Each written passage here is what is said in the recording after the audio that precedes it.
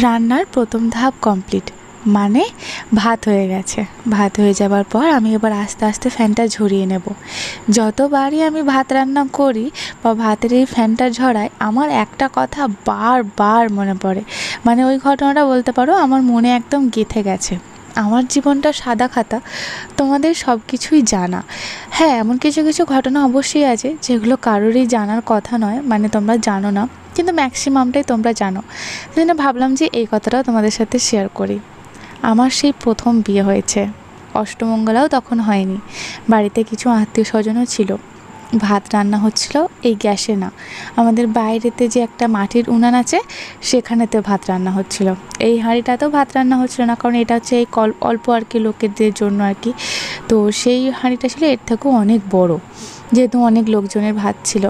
ভাতটা হয়ে যাওয়ার পর আমার শাশুড়ি মা আমাকে বলে, ভাতের ফ্যানটা তুমি ঝরিয়ে দিয়ে এসো। অত বড় হাঁড়ি জীবনে কখনো রান্না করিনি। মানে কোনো যখন গ্যাসের কাছে যেতাম তখন আমার মা বলতো, বিয়ের আগে অবশ্যই, যে যাস না, এই করবি, ওই হয়ে যাবে, এই হয়ে যাবে।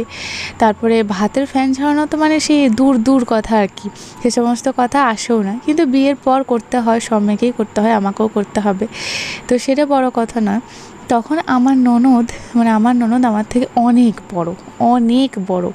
আমার ননদ আমার ছোটো মাসির বয়সী, মানে বুঝতে পারছো, আমার মায়েরা 4 বোন, তার মধ্যে যে ছোটো মাসিমণি আমার, তো সেই মাসিমণির বয়সী প্রায়। তো তার বিয়েও হয়ে গেছে বহু বছর আগে।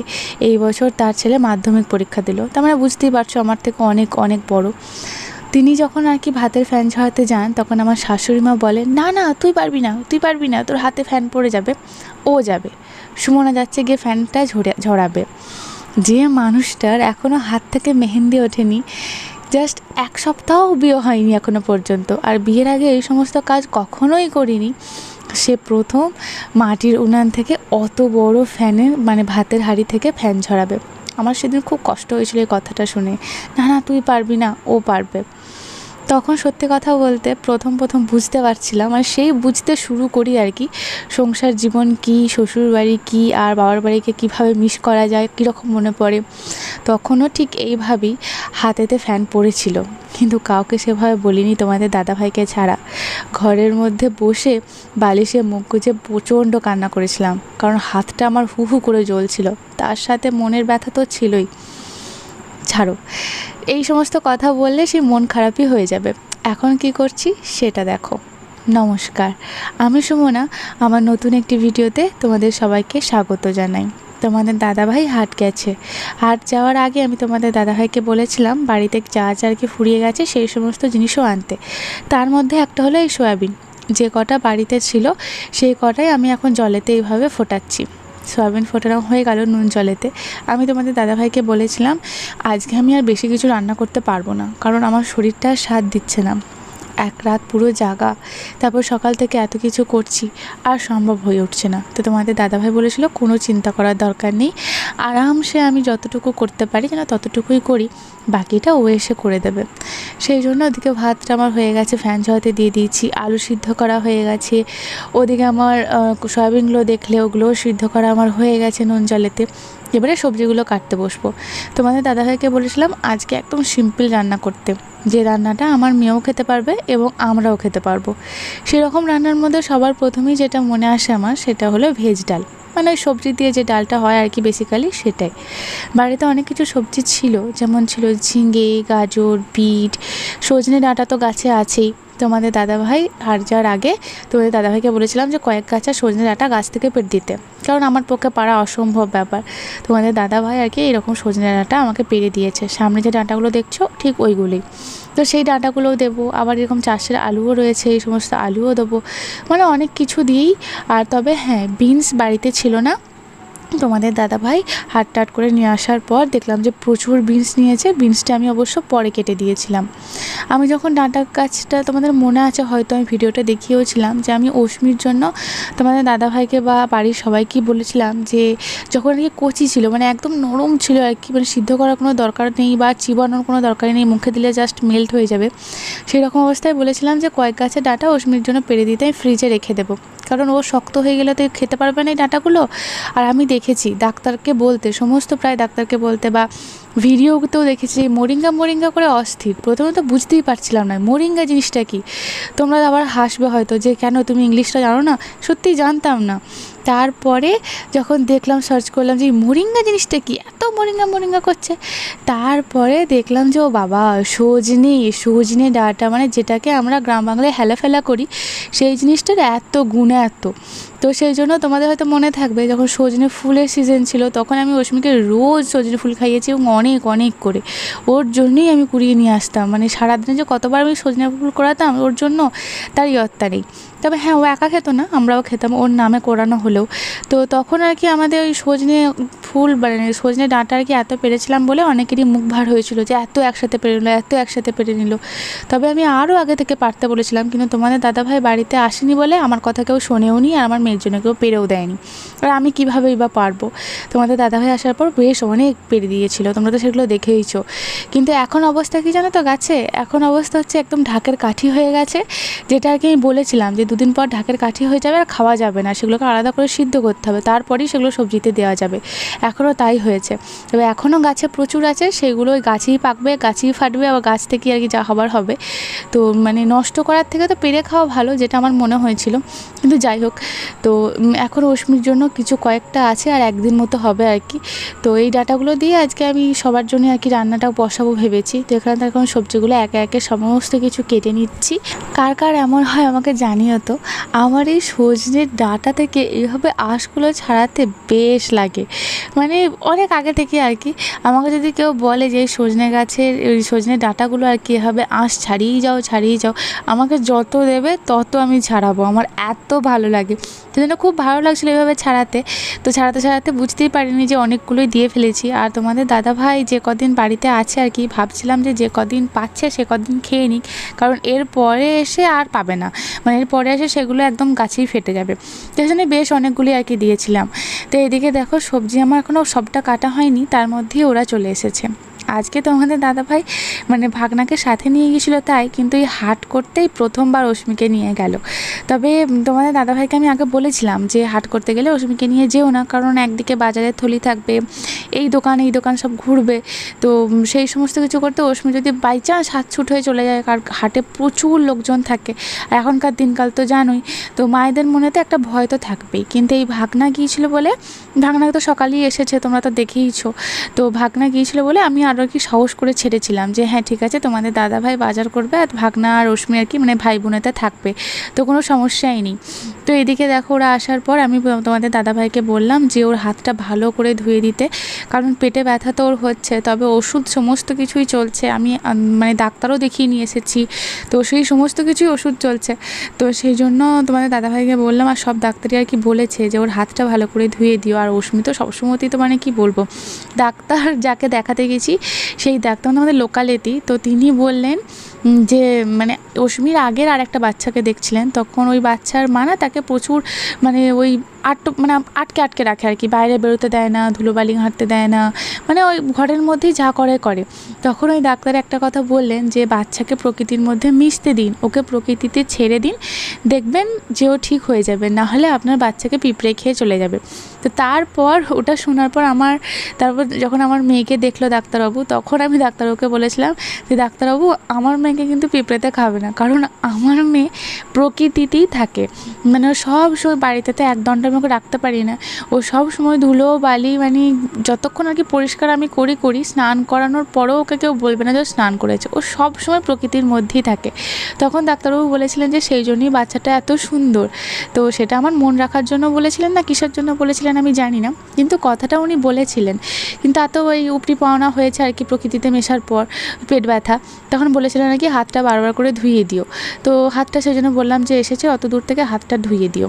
এদিকে তোমাদের দাদাভাই আমাকে এসেই সাহায্য করতে শুরু করে দিয়েছে, আর অস্মি ওইদিকেও দাদার সাথে খেলছে। তো যখনই অস্মির বাবা বাজার যায় আমি তোমাদের দাদাভাইকে বলি যে বাজারে যত ধরনের সবজি তুমি দেখতে পাবে অল্প অল্প করে হলেও বাড়িতে নিয়ে আসবে, কারণ আমার মেয়েকে আমি খাওয়াবো। তো সেই জন্য তোমাদের তোমাদের দাদাভাই যা যা পেয়েছে, এদিকে গাজর পেয়েছে, আজকে গাজর প্রচুর গাজর নিয়ে এসেছে, রাঙা আলু নিয়ে এসেছে মানে অশ্মির জন্য। রাঙা আলুটা সম্পূর্ণটাই অশ্মির জন্য, কারণ আমরা তো সবজিতে মানে যে তরকারিগুলো আমরা রোজ বেশি ডেলি বেসিসে করি তাতে তো আর রাঙা আলু দিয়ে খাওয়া যায় না, আমরা খেতে পারবো না, তো সবটাই আর কি অশ্মির জন্য। লাউ, ওইদিকে তোমার ফুল বাঁধাকপি নিয়ে এসেছে, আরও অনেক কিছু বিনস থেকে শুরু করে পেঁয়াজ, আদা, রসুন, মানে যা যা আছে আর কি। এবারে প্রচুর পেঁয়াজও নিয়ে এসেছে, ঢ্যাঁড়স নিয়ে এসেছে, মানে প্রচুর জিনিসপত্র নিয়ে এসেছে, সেগুলি আর কি আলাদা আলাদা করে রেখে দিচ্ছে তোমাদের দাদাভাই, কারণ এক কাছে নিয়ে এসেছে। এই কয়েকদিন আগে জানো বাঁধাকপি আমাদের এখানেতে মানে 5 টাকা পিস করে বিক্রি হচ্ছিলো। তো তোমাদের দাদাভাই মানে সবাই কাছে শুনছিলাম আর কি, আমার শাশুড়িমা বলছিলেন, পাশাপাশি সবাই বলছিলেন যে এত কম দামে বাঁধাকপি বিক্রি হচ্ছে। তোমাদের দাদাভাইকে আমি বলেছিলাম যে জানো এত কম দামে বিক্রি হচ্ছে, তো তোমাদের দাদাভাই এই বাঁধাকপিগুলোকে নিয়ে এসেছে। আমি বললাম যে কি 5 টাকা করে দাম নিয়েছে? তখন আমাকে বলছে হ্যাঁ যাও তোমার দাদু হয় তোমাকে 5 টাকা করে দেবে। তো যাই হোক 5 টাকা করে দাম নেয়নি, একটা পিস ওই 15 টাকা না 16 টাকা করে পিস নিয়েছে। তো সেটা শুনে আমি অবাক হয়েছিলাম যে এই শুনলাম 5 টাকা, আবার এই বলছে 15 টাকা 16 টাকা। তখন বলছে ওগুলোর সাইজ ছোট ছিল, এগুলোর সাইজ বড়, তো সেই জন্যই দামটাও হেরফের। ঠিক আছে, তো হবে হয়তো। তোমাদের দাদাভাই ওইদিকে সবজি গোছাতে গোছাতে আমাদের এখানেতে মানে আমার এখানেতে সবজি কাটা ধোয়া সমস্ত কিছুই হয়ে গেছে, প্রায় হয়েই এসেছিলো। শুধু এক্সট্রা তোমাদের দাদাভাই বিনসগুলো বললো দিয়ে দাও, তো বিনসগুলো ওই জন্য দিলাম বলে আরও একটু সময় লাগলো। এরপরে এই এত সবজিকে আমাকে প্রেশার কুকারেতে সিটি দিতে হবে। প্রথমে ভাবছিলাম যে হয়তো সিটি দেওয়া যাবে না, মানে কুকারটাতে ধরবে না। তো প্রথমে আলুগুলোকে দিয়ে দিলাম, তারপর যে সমস্ত সবজিগুলো কেটেছিলাম সেই সমস্ত সবজিগুলোকে একে একে দিয়ে দিলাম। তারপরেতে আবার মুগ মুসুরি, মানে আজকে মুগ ডাল এবং মুসুর ডাল দুটো ডালকে আর কি ওই হাফ হাফ করে নিয়েছি। তো দুটো ডালকে দিয়েই করবো আজকে, কারণ তোমাদের দাদাভাইয়ের মানে পুরো মুসুরির ডাল দিয়ে করলে সেটা আর কি অতটা খেতে চায় না, মানে ওই ডাক্তারের এরকম বারণ টারণ আছে আর কি, যে মানে মুসুরির ডালটা আর কি খেতে আর কি কম মানা করেননি, কিন্তু কম খেতে বলেছিলাম। তো সেই জন্য আর কি যখনই আমাদের এখানে ডাল করা হয় মুগ মুসুরি মিশিয়েই করা হয় তোমাদের দাদাভাই থাকলে, নাহলে নর্মালি তো মুসুর ডাল দিয়েই করা হয়। তো তোমাদের দাদাভাই যেহেতু খাবে তো সেই জন্যই মুগ মুসুরিকে মিশিয়ে দিচ্ছিলাম। আর এখানে তো আমি দিচ্ছি আর তোমাদের দাদাভাইকে বলছি বুঝলে মনে হচ্ছে বড় প্রেশার কুকারটা বার করতে হবে, এই প্রেশার কুকারটাতে হবে না। তখন তোমাদের দাদাভাই হচ্ছে এই সমস্ত দিকে এক্সপার্ট, মানে তোমাদের দাদাভাই মানে কি বলবো, মানে সমস্ত মানে অল ইন ওয়ান বললে যাকে তোমরা বুঝবে, মানে সব কিছুতে পারফেক্ট, মানে ও সব কিছু জানে, সব কিছু বোঝে, মানে কি বলবো আর অলরাউন্ডার বলা যায় যাকে, মিস্টার পারফেকশনিস্ট নামটা আমি কি সাধে দিই। তো আমাকে বললো কি যে এতে তো সমস্ত সবজি আছে, মানে সবজিটাই তো বেশি আছে, আর সবজিটা জল পাওয়ার পর যখন গরম হবে, গরম জলটা পাওয়ার পর ও অটোমেটিক নিচে বসতে থাকবে আর সব কিছু গলতে শুরু করবে, তখন অতটা প্রেশারে চাপ হবে না, এই প্রেশারটাতেই হয়ে যাবে। মানে ভাবো, তো এই কথাটা আমার মাথায় আর আসেনি। তো সেই জন্য আর কি বললাম যে ঠিক আছে একটু নুন দিয়ে দিলাম, আর কতটা জল দেবো তো সেটাও তোমাদের দাদাভাইকে দেখিয়েই দিলাম, কারণ এইসব ব্যাপারে বললাম না ও একদম এক্সপার্ট, কতটা জল লাগবে না লাগবে। তো সেই জন্য আমি চেষ্টা করি তোমাদের দাদাভাই বাড়িতে থাকলে সবটা ওকে দেখিয়ে দেখিয়ে করার, কারণ আমি জানি ওকে দেখিয়ে যখন কোনো কিছু করছি তার মানে একদম জিনিসটা ঠিকঠাক হবে, মানে মাথা থেকে আমার টেনশন পুরো চলে যায়। তো সব কিছু দিয়ে এবারে ওই যে কী বলবো সয়াবিনগুলো তো আমি ওইভাবে রেখেছিলাম, তো সেটাও প্রায় ঠান্ডা হয়েই গেছে, হালকা কুসুম গরম মতো ছিল।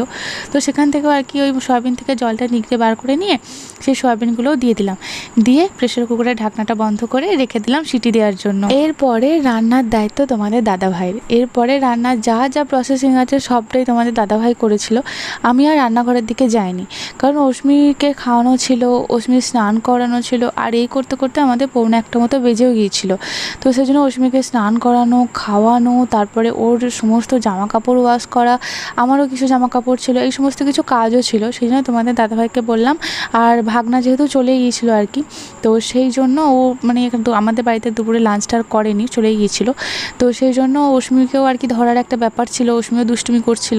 তো সেই জন্য তোমাদের দাদাভাই বললো যে তুমি তোমার ওই দিকের কাজগুলো করে নাও, আর রান্নার কাজটা আমি সামলাচ্ছি। আর অশ্মি না বাবা এলে মানে অশ্মির বাবা এলে অশ্মির বাবাকে আর একদম ছাড়তে চায় না, আমাকে দেখে তো জ্বলে যায়, মানে আমার কাছে তো থাকতেই চায় না। তো ওই জন্যই বলে যে তুমি চলে যাও আর এই কাজগুলো করতে, আর ওই দিকের কাজগুলোও সামলে নিচ্ছে। তো ওইদিকেও রান্নাবান্না করছে আর করছে, এদিকে দেখো প্রচুর রোদ। আমি আজকে ছাদে এসে আমার নিচে গিয়ে না পুরো অন্ধকার দেখছিলাম, মানে মাথা আমার ছিল ঘুরে যাচ্ছিলো। আবার নিচেই থেকে গিয়ে একটা গামছা নিয়ে এলাম, গামছা নিয়ে এসে মাথায় দিয়ে তবেই জামা কাপড়গুলো মিলতে এসেছি। এত রোদ তোমাদের দাদাভাইকে আবার আজকে বলছিলাম আর ছাদে ওঠা যাবে না, আমি তার উঠতেই পারবো না। অশ্মি হওয়ার পর আমার শরীরটার না আর কিছু নেই, মানে তোমাদেরকে আমি কি মানে বলে বোঝাতে পারবো না, শরীরটা আমার মাঝে মাঝে এত দুর্বল লাগে, আর বিশেষ করে কষ্ট হয় এই রোদে। শীতকালটা বেশ ছিল, শীতকালে আমার এত কষ্ট হচ্ছিল না। এই রোদ থেকে আসার পর বা রোদে কোনো কিছু করার পর এসে না আমি আর কোনো কিচ্ছু করতে পারি না, মানে জাস্ট যেখানে থাকি সেখানেই আমি শুয়ে পড়ি ফ্যান চালিয়ে, এতটাই আমার শরীরে কষ্ট হয়। তোমাদের দাদাভাইও জানে, তো তবু আর কি করবো, কাজকর্ম তো করতেই হবে, শরীরে যা হচ্ছে হোক। হঠাৎ করে গরমটা পড়ে গেল, তার জন্যই এত বাচ্চাদেরও শরীর খারাপ হচ্ছে, আমাদেরও শরীর খারাপ হচ্ছে, সবারই শরীর খারাপ হচ্ছে। এত রোদের জোর যেই আমাদের দাওয়াতে বসেও থাকা যাচ্ছে না, এত তাপ আসছে। তো সেই জন্যই আমি দরজাটা বন্ধ করে দিলাম। এবারে একে একে সমস্ত সবজিগুলোকে জিনিস জায়গায় রাখবো, গুছিয়ে রাখবো। একদিকে আমি গোছাচ্ছি আর একদিকে তোমাদের অশ্মিরানি সব ছুঁড়ে ছুঁড়ে ফেলছে। দেখো, বাচ্চা নিয়ে কাজ করা আর একা একা কাজ করার মধ্যে আকাশ পাতাল পার্থক্য। একটা কাজ তুমি একা একা করছো, সেটা করতে 5 মিনিট সময় লাগবে, আর একটা কাজ তুমি বাচ্চা নিয়ে করছো, সেটা নিয়ে করতে তোমার 10 থেকে 15 মিনিট সময় লাগবে। কারণ ও একটা কাজ করবে, একটা জায়গায় তুমি গুছিয়ে রাখবে, আর একটা জিনিস সেই গোছানো জিনিসকেই উনি সেগুলোকে ছড়িয়ে ছিটিয়ে ঠিক করে দেবেন। মানে একটা কাজ করতে হলে তোমাকে ডবল খাটুনি খাটতে হবে। এই যে আমাদের অশ্মিরানি বিনস নিয়ে ছুঁড়ে দিচ্ছেন, গাজর নিয়ে ছুঁড়ে দিচ্ছেন, ওকে মানা করছি, মানা করা সত্ত্বেও উনি শুনছেন না।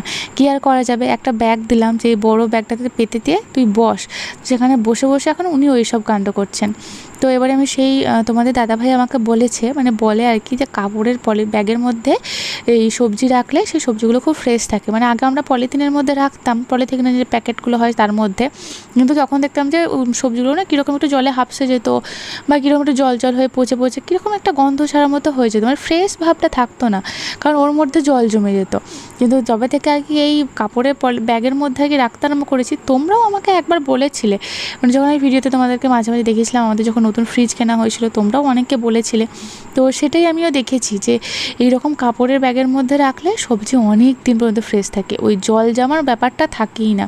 এবারে সমস্ত ব্যাগ নিয়ে এসেছি, তো ব্যাগের মধ্যে একে একে বিনস, যেমন গাজরগুলো আরও গাজর আছে যেগুলো আগে ছিল আর কি, ফ্রিজে অনেক গাজর ছিল, তা সত্ত্বেও তোমাদের দাদাভাই এবারে প্রচুর গাজর নিয়ে এসেছে, মানে পুরো ফ্রিজটা গাজরেই ভর্তি হয়ে গেছে। প্রথমে ভেবেছিলাম যে গাজরগুলোকে আর ব্যাগের মধ্যে ভরবো না, ওই যে ফ্রিজের যে ভেজিটেবল কন্টেনারটা আছে ওর মধ্যেই রাখবো। তারপরে দেখলাম যে না, আগেরগুলো রয়েছে অনেকগুলো, তো একসাথে মিশে যাবে।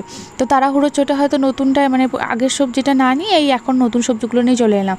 তো সেই জন্য কী করলাম, যে ওইভাবে আর হবে না, তো সেই জন্য ঢ্যাঁড়সগুলো আলাদা ব্যাগে রাখলাম এবং গাজরগুলোকেও আলাদা ব্যাগে, সব আলাদা আলাদা করে ব্যাগেতে রেখে দিলাম।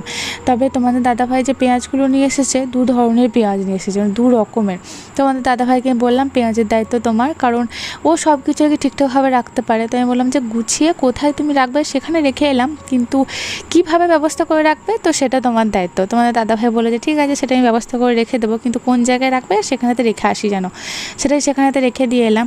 এই যে তোমাদের অশ্মিরানির এখন হাতে একটা সাঁড়াশি পেয়েছে, সেই সাঁড়াশি নিয়ে সাঁড়াশি কাণ্ড চালাচ্ছে আর কি, কী যে করে খুঁজে পায় না। মানে মাঝে মাঝে আমিও পাগল হয়ে যাই যে মানে এত দুষ্টুমি মানে সামলাতে পারি না। তোমাদের দাদাভাই এসেছে বলে ওরা আবার একটা এক্সট্রা লেজ গজিয়েছে, মানে আমি যখন কোনো কিছু বলতে যাচ্ছি সঙ্গে সঙ্গে বাবা বাবা মা এটা করছে, মা বকছে, মা মারছে, সঙ্গে সঙ্গে নারিশ। তোমাদের দাদাভাই এলে অশ্মির দুষ্টুমি আর ডবল বেড়ে যায়।